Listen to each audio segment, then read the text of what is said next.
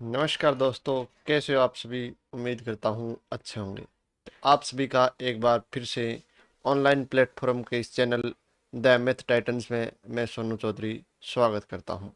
हमारा टॉपिक चल रहा है प्रतिशत। तो आज के इस वीडियो में हम प्रतिशत से संबंधित प्रश्नों को हल करने वाले हैं। यदि आप चैनल पर नए हैं तो चैनल को सब्सक्राइब कर लीजिए, साथ ही साथ बेल आइकन प्रेस कर लीजिए ताकि आपको लेटेस्ट वीडियोज़ का नोटिफिकेशन सबसे पहले मिले। तो चलिए बिना देरी किए हुए आज का वीडियो स्टार्ट करते हैं और एक एक करते हुए सभी प्रश्नों का हल ज्ञात करते हैं। तो आज का हमारा जो पहला प्रश्न है वो है 1/2% का मान दशमलव रूप में क्या होगा। यानी हमें ये प्रतिशत का चिन्ह हटाकर 1/2 को दशमलव रूप में परिवर्तित करना है। तो चलिए कैसे हल करेंगे देखें। 1/2 प्रतिशत का निशान हटाएंगे तो भाग में आएगा 100। तो 1/2 गुणा 100, यानी ये 100 कहाँ आ जाएगा, गुणा होकर 2 के साथ आ जाएगा। जैसे मान लीजिए A/B और भाग में है C/D। A/B और इसके भाग में C/D। ये भिन्न AB है, ये दूसरी भिन्न CD है। तो इस संख्या को ऊपर कैसे लाया जाता है। तो इस संख्या का ऊपर वाली का नीचे वाली, सबसे ऊपर वाली का सबसे नीचे वाली संख्या के साथ गुणा होगा और इन बची हुई दो संख्याओं का आपस में गुणा होगा। यानी A/D/B/C होगा। तो यहाँ पर इस 100 का किसके साथ गुणा होगा, 2 के साथ। तो 1 कितना आ गया, 2 का 100 के साथ गुणा किया तो 200। एक में जब हम 200 का भाग देंगे तो हमारा जो उत्तर आएगा वो कितना आएगा, 0.005। यानी हमारा ब ऑप्शन है वो सही होगा। अब भाग देना तो सभी को आता होगा, तो मैंने बिना भाग दिए डायरेक्ट उत्तर लिख दिया है। चलिए अगला प्रश्न। आधे घंटे का 1 मिनट 10 सेकंड कितना प्रतिशत है। तो यहाँ पर जो हमारे मात्रक हैं वो दोनों क्या है, अलग अलग है। 1 घंटे में दे रखा है, 1 मिनट प्लस सेकंड में दे रखा है। तो देखिए आधे घंटे को हम मिनट में बदल लेते हैं या सेकंड में बदल लेते हैं। तो आधा घंटा, आधे घंटे में कितने मिनट होते हैं, 30 मिनट होते हैं। अब मिनट को सेकंड में बदलेंगे तो 30 को हम किससे गुणा करेंगे, 60 से, क्योंकि 1 मिनट में 60 सेकंड होते हैं। तो 60 से गुणा करेंगे यानी 1800 सेकंड। आधे घंटे में 1800 सेकंड होंगे। 1 मिनट 10 सेकंड। तो अब इसको अगर हम सेकंड में परिवर्तित करें तो हमारे पास 70 सेकंड होंगे। यानी 1800 सेकंड का 70 सेकंड कितना प्रतिशत है, ये हमें ज्ञात करना है। तो माना 1800 सेकंड का x प्रतिशत है वो 7 सेकंड है। तो अब कैसे हल करेंगे इसको। तो 1800 का किस जगह में क्या लगाना है, गुणा x प्रतिशत माना है हमने, तो x/100 बराबर है 70 सेकंड, बराबर 70। तो x का मान ज्ञात करना है तो 70 गुणा में 100 और ये 1800 आ जाएगा भाग में, तो 2 जीरो से 2 जीरो। तो 70 में 18 का भाग देंगे तो 18 3 54, शेष बचे 16, दशमलव लगाया 160 बन गए। 18 8 144। फिर 16 बचे, दशमलव के कारण 0 160। तो इस प्रकार ये भाग आगे चला जाएगा 3.88। तो इसका जो फाइनल आंसर इसको हम लिखेंगे वो कितना लिखेंगे, 3.89। यानी इसका सैनिकटन जब हम करेंगे, 8 8 दशमलव के बाद जो अंक है इनका सैनिकटन करेंगे तो हमारा जो फाइनल आंसर आएगा वो 3.89% आएगा। चलिए अगला प्रश्न, 6.8 की गिरा का कितने प्रतिशत 17 ग्राम है। तो एक मान का हमारे पास जो मात्रक है वो किलोग्राम में है और दूसरे का ग्राम में है। तो हमें दोनों मात्रक क्या करने हैं, सेम करने हैं। तो किलोग्राम को हम ग्राम में कन्वर्ट कर लेते हैं। तो 6.8 केजी में कितने ग्राम होंगे, तो 6.8 केजी को हम 1000 से गुणा कर देंगे तो 6800 ग्राम होंगे। तो 6800 ग्राम का कितने प्रतिशत 17 ग्राम है। तो 6800 ग्राम का x प्रतिशत है वो 17 ग्राम है। 6800 ग्राम का x प्रतिशत है वो 17 ग्राम है। तो चलिए इसको हल करेंगे। 6800 का x प्रतिशत है तो 6800, फिर का की जगह गुणा x प्रतिशत है तो x बटा 100 बराबर है 17। तो x बराबर 17 गुणा 100 भाग में 6800, 2 जीरो से ये 2 जीरो कट गए और 17 चौके 68, यानी 1/4। जब 1 में 4 का भाग देंगे तो कितना आएगा, 0.25।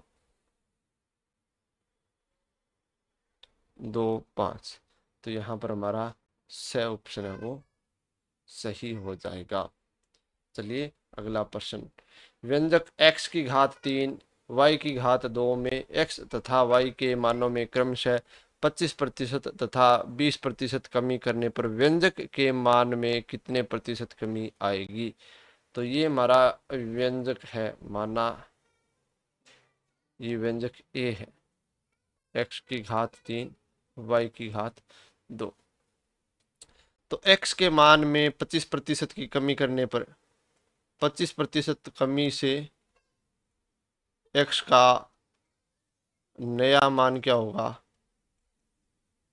x गुणा 75/100, यानी 75x/100।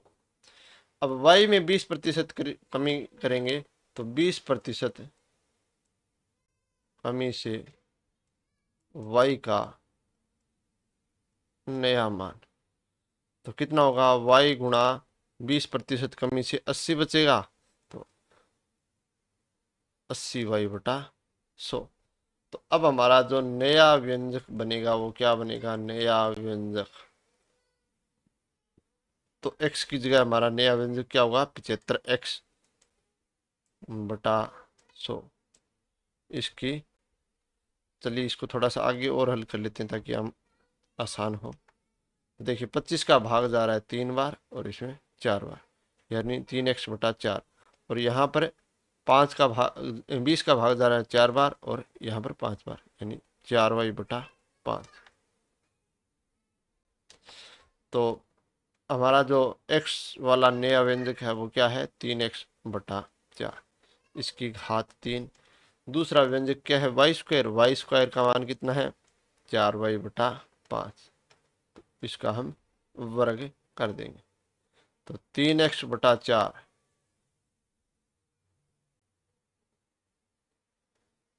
इनका हम 3 बार गुणा करेंगे और 4y/5 का हम 2 बार। तो 4 से 4 और यहाँ 4 से 4, तो गुणा करेंगे 3 3 9 9 3 27, x की घात 3 y की घात 2, क्योंकि ये x 3 बार है और y 2 बार है तो x की घात 3 आ गई, y की घात 2।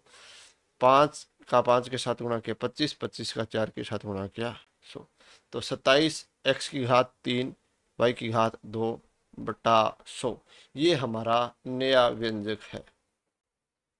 तो कमी कितने की आई, या इसको हम लिख लेंगे 27/100। इस मान को हम क्या लिख लेंगे, इसको हमने क्या माना है, a। तो 27/100 a। तो कमी आई, पहले कितना था, a था, ये a था। अब नया क्या है, 27a/100। लैसा लेंगे 100, 100 का a के साथ गुणा किया 100a - 27a। तो 100 में से 27 घटाएंगे 73 a/100।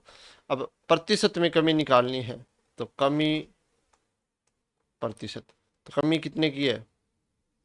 73 a/100 की। पूर्व मान कितना था? a था, ये पहले का मान, और गुणा में 100। तो a से हमारा a कट जाएगा, तो 73/100 गुणा 100, 0 से 100 कट गई, यानी फाइनल आंसर आया वो क्या है? 73%। तो यहाँ पर हमारा द ऑप्शन है वो सही हो जाएगा। चलिए अगला 5वां प्रश्न। एक संख्या में से 600 के 75% का 2/3 घटाने पर प्राप्त संख्या 320 है, तो मूल संख्या कितनी है? तो माना मूल संख्या हम मान लेते हैं कि हमारी मूल संख्या है वो x है। तो इस संख्या में से x में से 600 के 75% का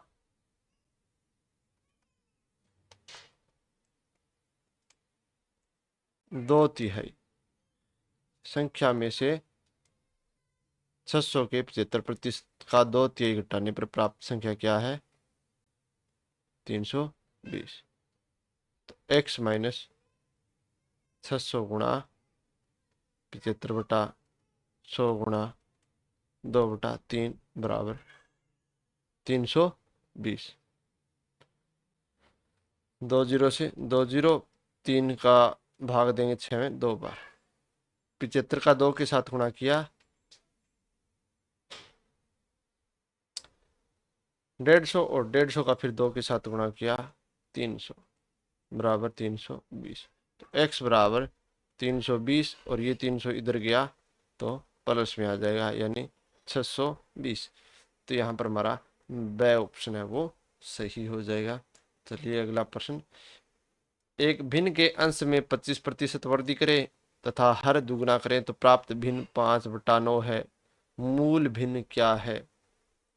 तो मूल भिन्न मान लेते हैं, हमारी मूल भिन्न है वो x/y है। अब अंश में 25% वृद्धि करें तो नया अंश क्या होगा? 25% की वृद्धि करें तो x गुणा 125/100। 25 का भाग देंगे 5 बार, और यहाँ पर 4 बार। तो नया अंश आया हमारा 5x/4। और नया हर क्या है? हर को क्या कर रहे हैं हम? दुगना, तो 2y। तो नई भिन्न हमारी क्या बन गई? नई भिन्न बन गई हमारी अंश 5x/4 और हर है 2y। तो इस 2y का 4 के साथ गुणा हो जाएगा, यानी 5x/8y। तो ये नई भिन्न कौन सी है? 5/9 के बराबर है। तो 5x/8y किसके बराबर है? 5/9 के। तो हमें x/y यानी मूल भिन्न निकालनी है, तो x/y रख लिया, 8 का इधर 5 के साथ गुणा हो गया, और इस 9 के साथ इस 5 का गुणा, 5 से 5 कट गया, शेष क्या बचा? 8/9। तो हमारी जो मूल भिन्न थी वो क्या थी? 8/9। और यहाँ पर 6 ऑप्शन है वो सही हो गया। चलिए अगला प्रश्न, प्रश्न संख्या 7। किसी भिन्न के अंश में 15% वृद्धि करने और हर में 5% की कमी करने पर 15/16 प्राप्त होता है, तो मूल भिन्न क्या है? यानी अगर हम अंश है वो 15% बटा दें और हर में 8% की कमी कर दें, तो हमारी जो नई भिन्न प्राप्त होगी वो भिन्न बन जाएगी हमारी 15/16। तो हमें नई भिन्न ज्ञात करनी है, तो मूल भिन्न ज्ञात करनी है। तो मूल भिन्न मान लेते हैं, हमारी मूल भिन्न है वो है x/y। तो x है हमारा अंश और y है हमारा हर। तो नया अंश हमारा क्या बन गया? 15% की वृद्धि कर रहे हैं, तो x गुणा 115/100। 5 का भाग दिया 23 बार, और इसमें गया 20 बार, यानी 23x/20। नया हर y गुणा 8% की कमी कर रहे हैं, 92/100। 4 का भाग देंगे, जाएगा 23 बार, और इसमें गया 25 बार। यानी 23y/25। तो हमारी जो नई भिन्न बनी वो क्या बनी, 23x/20 भाग में 23y/25। तो 23x/20 गुणा ये 25 23 के साथ गुणा हो जाएगा और 23y। तो 23 से 23 कट गया और 25 में 5 का भाग दिया और 20 में 5 का भाग दिया 4। यानी नई भिन्न है वो क्या है, 5x/4y। अब ये 5x/4y किसके बराबर है, ये बराबर है 15/16 के। तो हमें x/y यानी मूल भिन्न ज्ञात करनी है, तो 5 और 4 को इस 15 और 16 की तरफ ले आएंगे। तो 15 गुणा 4, 16 गुणा 5। ये 5 यहाँ पर 16 के साथ गुणा हो गया और ये 4 15 के साथ गुणा हो गया। अब 5 का भाग दिया 15 में 3 बार और 4 का भाग 16 में दिया 4 बार, यानी 3/4। तो हमारी जो मूल भिन्न आई वो कितनी आई, 3/4। तो यहाँ पर हमारा ब ऑप्शन है वो सही हो जाएगा। चलिए अगला प्रश्न, 8वां प्रश्न हल करते हैं। एक, यदि दो संख्याएं एक तीसरी संख्या से क्रमशः 30% तथा 40% अधिक हो तो दूसरी संख्या से पहली संख्या का प्रतिशत कितना है, ये हमें ज्ञात करना है। तो ये दोनों संख्या तीसरी संख्या से 30% और 40% ज्यादा है, तो हमें कौन सी संख्या माननी होगी, पहली, दूसरी या तीसरी। तो तीसरी संख्या से ये ज्यादा है तो हम किसको मानेंगे, तीसरी संख्या को मानेंगे। तो माना तीसरी संख्या, हमने मान ली 100। अब पहली संख्या कितनी होगी, पहली संख्या 30% ज्यादा है तो पहली होगी 130 और दूसरी 40% ज्यादा है तो दूसरी होगी 140।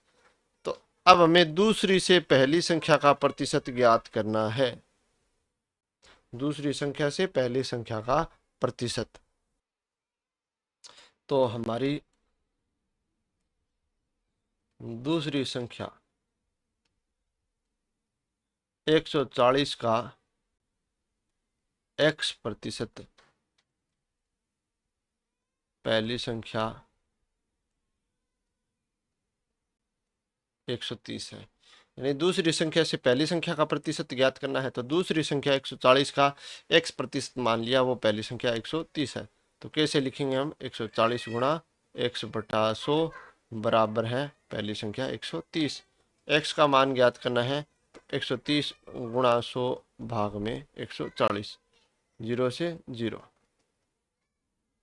1300 में हम 14 का भाग देंगे, तो चलिए भाग दे लेते हैं 1300 में। अब देखिए बट्टा में मान है तो भाग देंगे, 14 का भाग दिया 9 बार तो आएगा 126, शेष बचे 4 और 0 40, 14 का 2 बार दिया 28, शेष बचे 12। तो 92 से ही 12/14। अब देखिए ये हमारे ऑप्शन में नहीं है, लेकिन ये संख्याएं 2 से कट रही है तो 6 और 7, तो 92 से ही 6/7% हमारा सही उत्तर हो जाएगा। और यहाँ पर ब ऑप्शन है वो सही होगा। चलिए अगला 9वां प्रश्न, इसी प्रकार का हमारा अगला प्रश्न है कि दो संख्याएं एक तीसरी संख्या के क्रम से 12 से 1/2% तथा 25% अधिक अधिक है तो पहली संख्या दूसरी संख्या का कितने प्रतिशत है। तो ये जो हमने 8वां प्रश्न हल किया था, ये है इसी प्रकार का ये अगला प्रश्न है। तो यहाँ पर हम कौन सी संख्या मानेंगे, माना तीसरी संख्या, वो है 100। तो पहली संख्या कितनी होगी, 12 से ही 1/2। तो प्रतिशत में अगर हम इसको बदलें तो 25/2, अनुचित भिन्न में बदलें तो 25/2। अब 100 से 25/2 कितना होगा, 100 से 25/2% ज्यादा, 100 गुणा 100 + 25/2 भाग में 100। तो 100 से हमारा 100 गया 2 का 100 के साथ गुणा किया 200, 225/2। तो हमारी संख्या क्या आ गई? 225/2। और दूसरी संख्या आ गई हमारी 25% ज़्यादा है तो 125। अब पहली संख्या है वो दूसरी संख्या का कितने प्रतिशत है? तो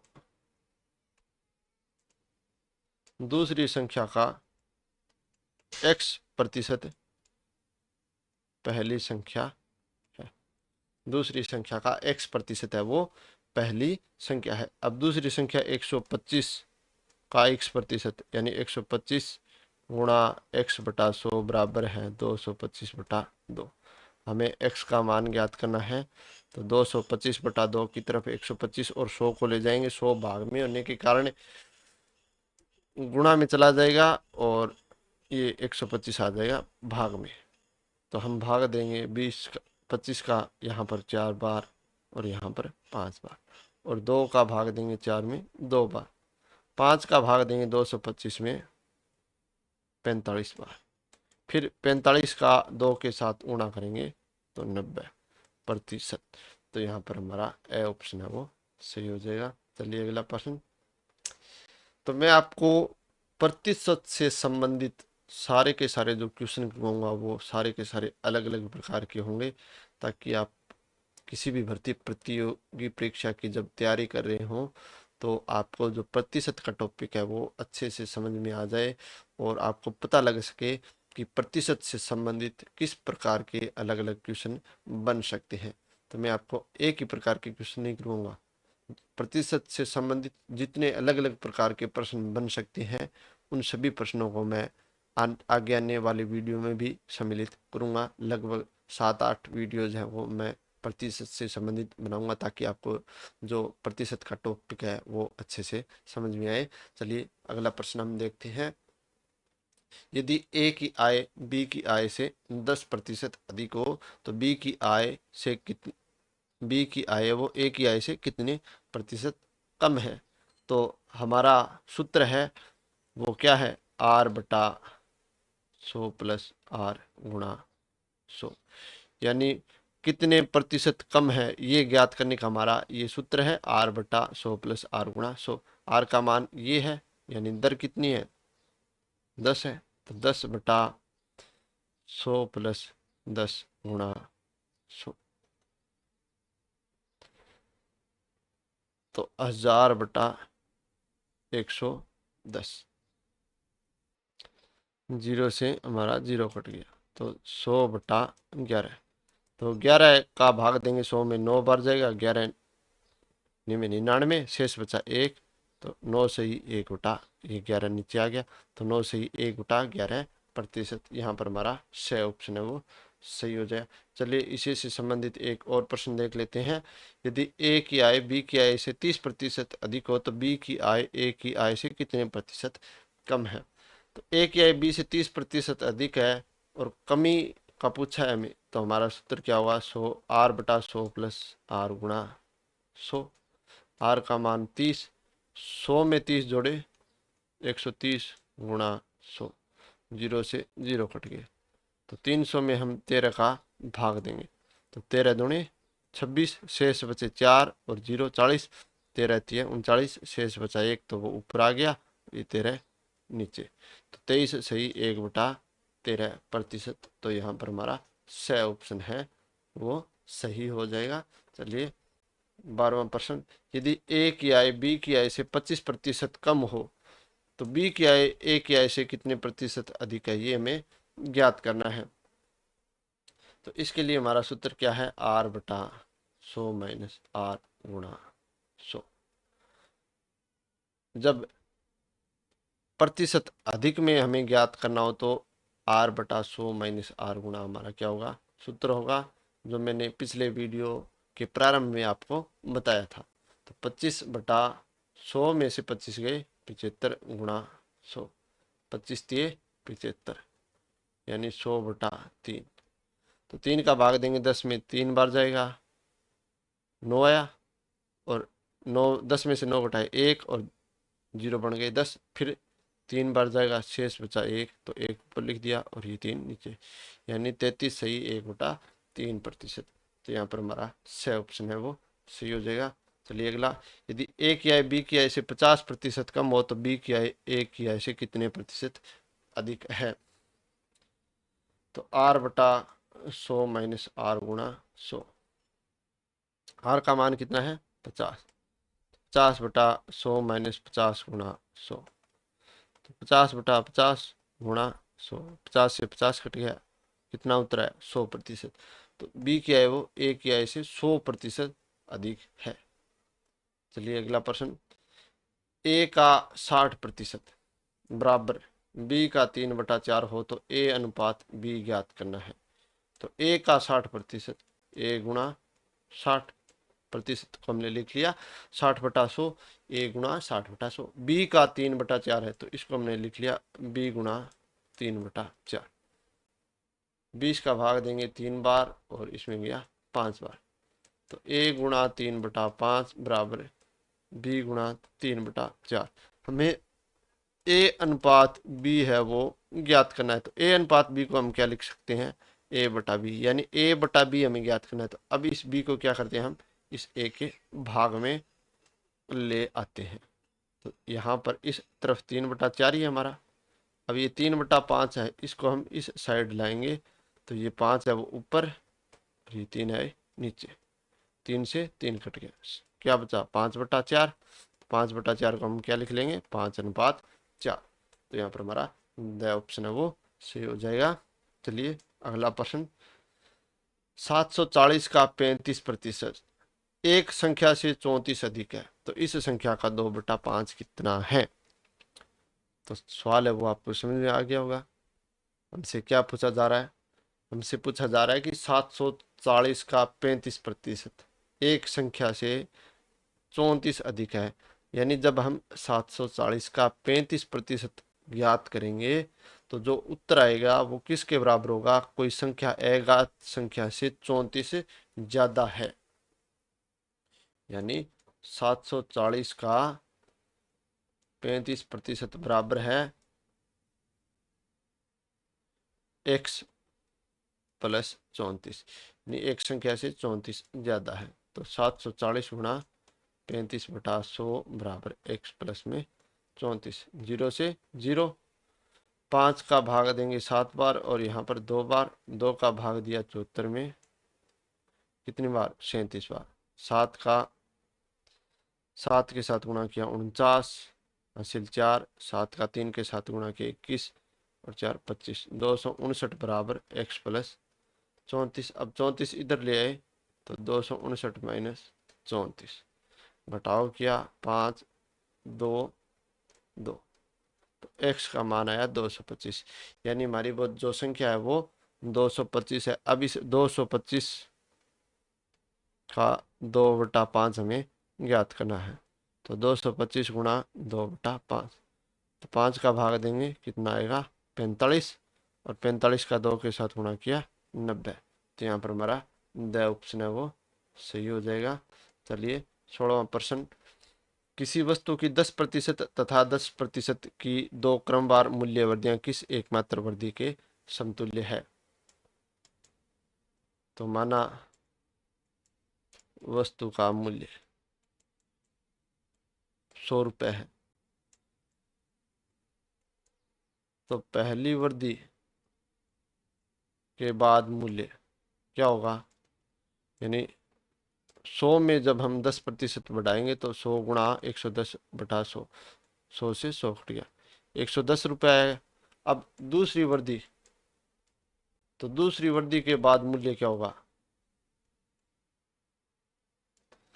तो दूसरी वृद्धि से पहली वस्तु का मूल्य क्या था 110 था, तो 110 गुणा फिर हम 10% बढ़ा रहे हैं तो 110 गुणा 110/100, 0 से 0 और 0 से 0, 121 रुपये।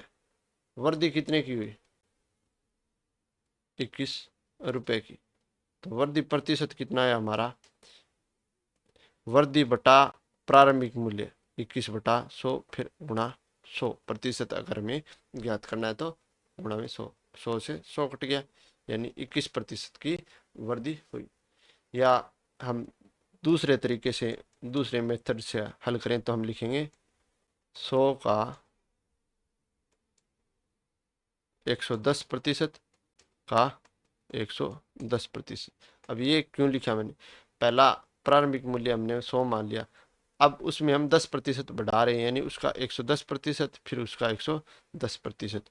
तो 100 गुणा 110% को हम लिख लेंगे 110/100, और फिर हम इसको लिख लेंगे 110/100। तो 2 जीरो से ये 2 जीरो, इन 2 जीरो से ये 2 जीरो, 11 का 11 के साथ गुणा किया 121, यानी वृद्धि 21 रुपए की हुई। तो प्रतिशत में जब हम करें तो 21%। चलिए अगला प्रश्न किसी वस्तु के मूल्य में पहले 10% की वृद्धि तथा इसके उपरांत 20% की वृद्धि की जाती है। यदि वस्तु का अंतिम मूल्य 33 रुपये हो तो प्रारंभिक मूल्य कितना होगा। तो माना प्रारंभिक मूल्य हम मान लेते हैं,